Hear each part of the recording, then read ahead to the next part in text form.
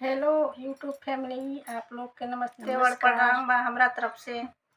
और इनका तरफ से भी आप लोग के नमस्ते प्रणाम बा।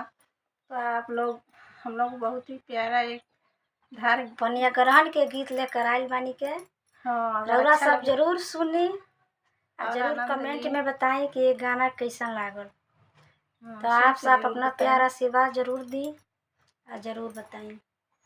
हाँ तो चलिए सवे सुनाओ थी तो आप लोग जरूर सुनी और जरूर सुन के बताएं कमेंट बॉक्स में कि कि कैसन हमनी के लागल। गाना कैसन लागल।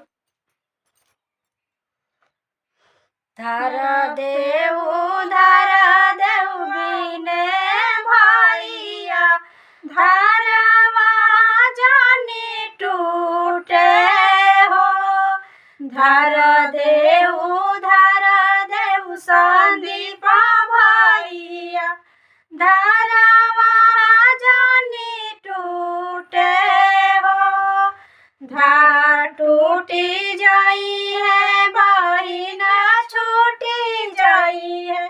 अरे जीती है सुंदर दुल्हा हो। धार टूटी जाई है बहिना छूटी जाई है। अरे जीती है सुंदर दुल्हा हो।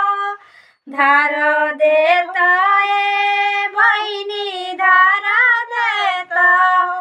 हाथवा मोरा कापेला हो। धार देता है बहिनी धार देता हो। हाथवा मोरा कापेला हो। हाथवा के कपले बहिनी धारवा टूटी जाला हो।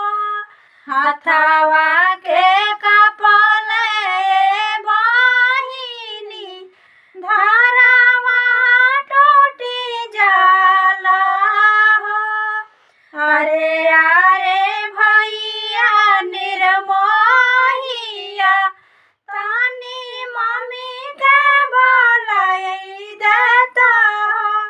अरे भैया निर्मोहिया तानी मम्मी के बोलाई देता हो। डालस मम्मिया जा खोई चावा। डालस मम्मिया जा खोई चावा। आजू भैया हमारे हरी गईले हो। डालस मम्मी